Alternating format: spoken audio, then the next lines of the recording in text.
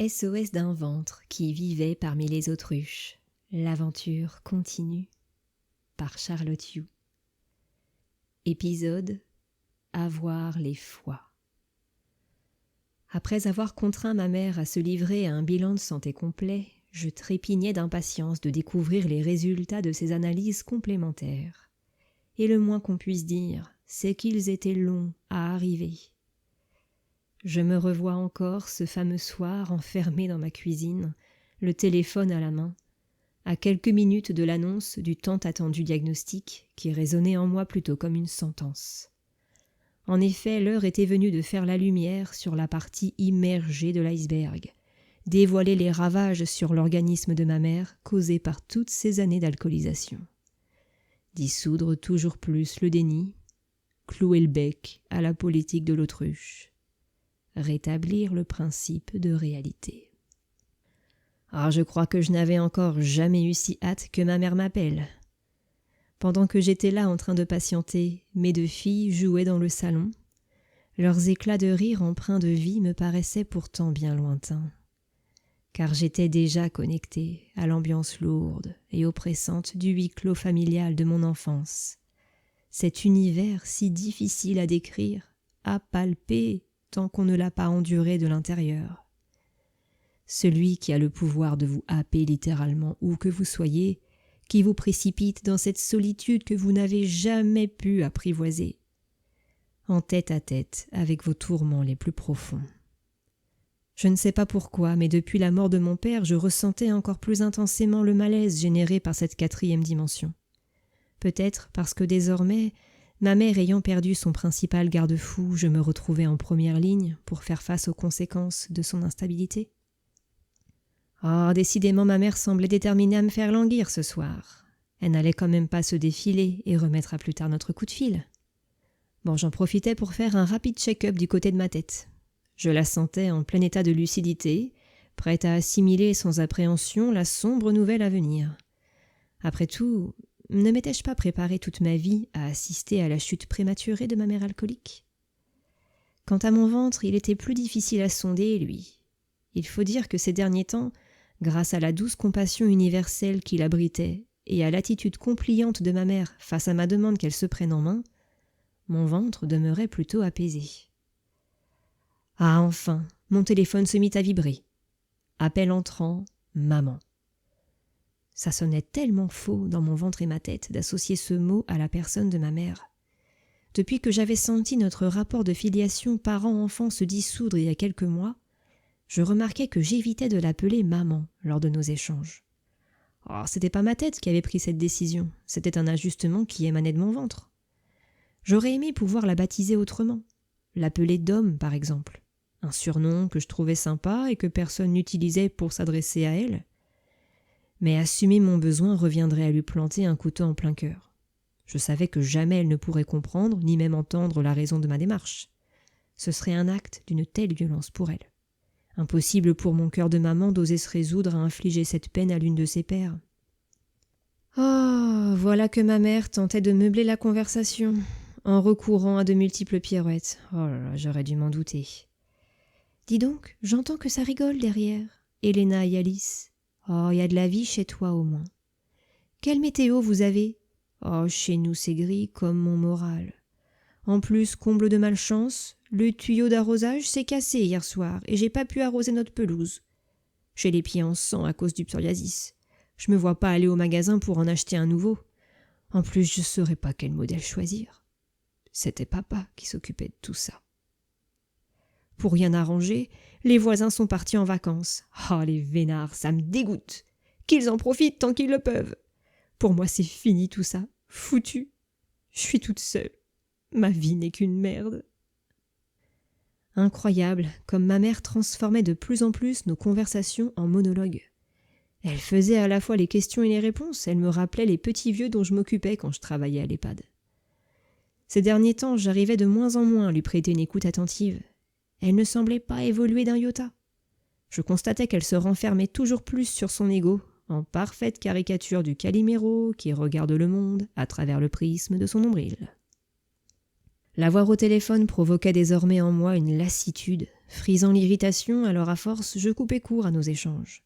« Bon, ça donne quoi tes résultats d'analyse ?»« Oui, oui, t'inquiète pas, j'allais y venir. » J'ai reçu les résultats demandés par l'hépatologue cette fois. Oh, elle est sympa cette médecin, le courant passe plutôt bien entre nous. Je sais pas trop quel âge je lui donne. Elle est étrangère, elle a un accent quand elle parle, mais ça ne l'empêche pas de parfaitement maîtriser le français. Visiblement, j'allais devoir continuer à m'armer de patience pour connaître les résultats médicaux de ma mère. Ça semblait fort compliqué pour elle de se confronter à la réalité de son alcoolisme. Moi qui pensais que son déni avait sauté pour de bon 6 mois après le décès de mon père, force est d'admettre que je m'étais trompée.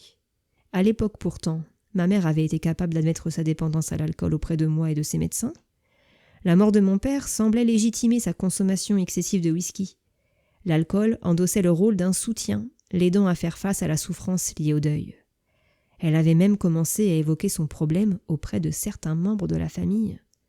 Quand j'y repense, c'était un sacré pas de géant. Mais malheureusement, au fil du temps, le déni avait de nouveau entrepris de tisser sa toile, tout autour de la conscience de ma mère, faisant retomber comme un soufflet le léger regain d'enthousiasme et d'ouverture à la vie que j'avais perçu chez elle. Je me souviens qu'à cette période, j'étais venue la voir, et un soir je l'avais surprise en flagrant délit dans le garage, debout face au placard à conserve, la bouteille de whisky à la main. Voyant que j'étais là, ma mère avait rangé la bouteille à la vitesse de l'éclair, puis elle m'avait regardé.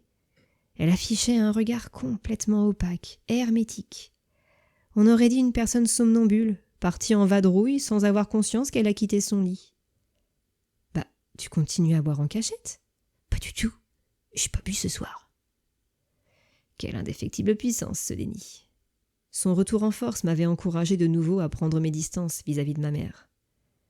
Bon, ça faisait maintenant plus d'1 quart d'heure que j'étais avec elle au téléphone, à l'écouter disserter sur des banalités ou à se plaindre. Je sentais que j'arrivais au bout de ma patience. « Désolée, je te coupe, mais je veux connaître tes résultats, maintenant. » Ma mère énonça les valeurs correspondant au marqueur du foie. Plus elle avançait, et plus je sentais mon ventre me piquer très fort. Les chiffres étaient bien meilleurs que ceux provenant de sa précédente analyse, initiée par mon père 2 ans plus tôt. Je me souviens encore très bien de la mythique scène familiale qui avait eu lieu à table à l'époque. « Oh, Minounette, avec le temps, ta mère a dû finalement réussir à se mitonner une bonne cirrhose. Faut pas plaisanter avec ça. Si elle continue à boire, c'est simple. Elle peut y laisser sa peau en quelques semaines. » Non mais c'est fou, hein. Ma mère avait toujours le don de s'éviter les graves problèmes de santé, déjouant ainsi les pronostics. Tu sais, ma puce, depuis que papa n'est plus là, on ne peut pas dire que j'ai limité ma consommation d'alcool, hein. Bien au contraire. L'hépatologue m'a dit que j'avais beaucoup de chance. Apparemment, mon foie s'est régénéré en l'espace de 2 ans. Oh là là, qu'est-ce que je suis soulagée par mes résultats. Parce que même si mon foie est gras, c'est loin d'être la cata. Il continue de fonctionner, tu vois. La médecin m'a quand même dit d'essayer de diminuer, mais je vais pouvoir continuer à boire. Ça m'aurait terriblement embêté de devoir envisager de tout arrêter, car c'est vraiment un plaisir pour moi. Après ça, je ne me souviens plus de ce que ma mère a dit, et pour cause, je m'étais déconnectée de la conversation. Ma tête était assommée, mon ventre sidéré. J'ai senti mes épaules peser tout à coup bien lourd comparé au reste de mon corps. Je suis sortie de la cuisine et j'ai immédiatement croisé le regard impatient de Benjamin. « Alors ça y est, t'as eu ta mère ? Elle t'a dit ses résultats ?»« Ouais. Figure-toi que son foie va mieux qu'il y a 2 ans. »« Mais non, sérieux ? Bon bah tant mieux, ça te fait un problème de moins à gérer pour toi. » Je n'ai pas répondu. Coup de tonnerre et éclair intempestif dans mon ventre. Bug dans ma tête. Le regard de mon mari s'est alors brusquement transformé. Il m'a fixé d'une façon très particulière que je n'oublierai jamais. « Waouh, j'y crois pas. C'est pas ce que tu espérais entendre, c'est ça ? Tu sais, chérie, c'est jamais bien de souhaiter du mal aux autres. » Retour en force de ma culpabilité, mes tourments, ma solitude. Et ouais, je venais d'apprendre que ma mère allait rester en vie a priori encore un sacré bout de temps. Et qu'est-ce que je ressentais, moi, au plus profond de mon être?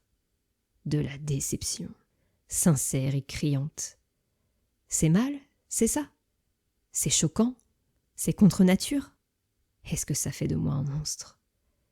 À vrai dire, j'en sais rien. La seule chose dont je suis sûre, c'est que ma réaction, elle est bien réelle, elle existe. Elle mérite d'être accueillie, d'être entendue, d'être reconnue, même si elle me torture. Alors voilà, cher auditeur, si tu es prêt de nouveau à te glisser dans ma peau, je te propose une immersion au sein du côté obscur de ma tête, de mon ventre. Je t'invite à rencontrer ce fardeau invisible, qui me suit comme mon ombre depuis presque toujours, celui dont peu de gens osent parler tant il suscite le malaise, la honte et la peur des jugements. Ce poison qui dilapide notre énergie, celui pour qui il n'existe aucun guide ou mode d'emploi pour apprendre à vivre avec. L'heure est venue pour moi d'entamer un authentique face-à-face avec lui, pour me lancer dans l'autopsie de ses mécanismes les plus sournois, les comprendre, tenter de prendre du recul avec les retentissements qu'il exerce sur ma vie. Zoom sur ce calvaire universel, cette fameuse peine à perpétuité qui pèse sur les épaules et le cœur de tous les enfants de parents alcooliques, drogués ou instables. Bienvenue dans Chronique d'un ventre qui ne voulait plus vivre parmi les autruches. Confession d'enfant d'addict, par Charlotte Hugh. Fin de l'épisode.